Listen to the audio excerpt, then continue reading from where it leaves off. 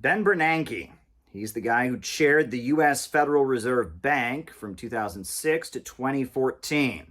Now, it's pretty well understood those were not good years for the U.S. economy. Who can forget 2008? Down 1.7% here, a loss of 37 points or so. Apple shares are just getting hammered this morning. We're down by between 3 and 4.5% generally across these markets. Let's talk about the speed with which we are watching this market deteriorate. Well, the man who sat at the top of the U.S. Federal Reserve Bank during all of this just got the Nobel Prize for Economics. Seriously.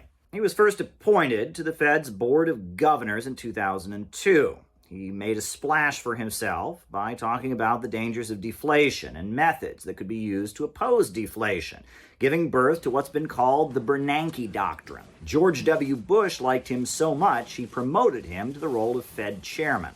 In the lead-up to the 2008 financial crash, he said that everything was just fine. He maintained the United States had the perfect Goldilocks economy with sustained growth, low inflation, and monetary policies that served the market well. He even told us that a potential mortgage bubble was nothing to worry about. I do think that this is mostly a localized problem and not something that's going to affect the national economy. Remember how well that worked out? Now, he set out from there on a policy of trying to stabilize the economy by electronically crediting money to those who buy bonds. Sounds a lot like printing money, but he insisted that it wasn't. Sometimes you hear that the Fed is printing money in order to pay for the securities we acquire.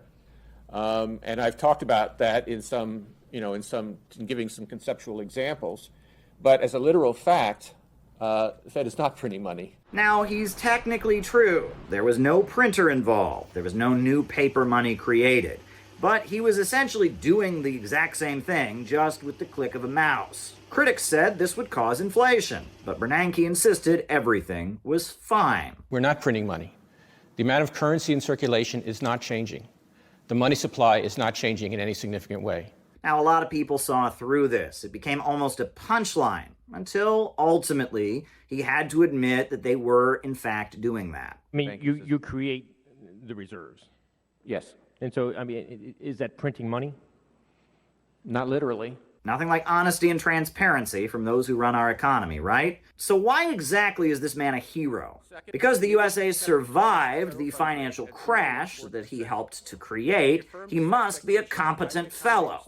Interesting twist of logic there, but it worked for Time magazine. They named him as Person of the Year in 2009. And how did he get the U.S. economy going again, you may ask? If we don't get the financial system working, and that involves very likely both taking bad assets and injecting capital, that other steps to restore the economy will probably not be effective.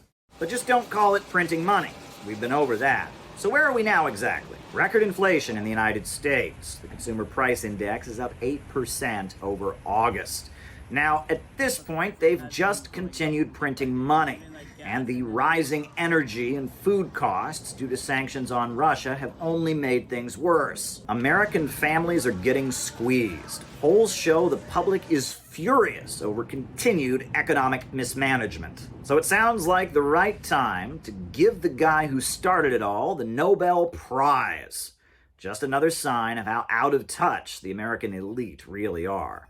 Caleb Maupin, RT, New York.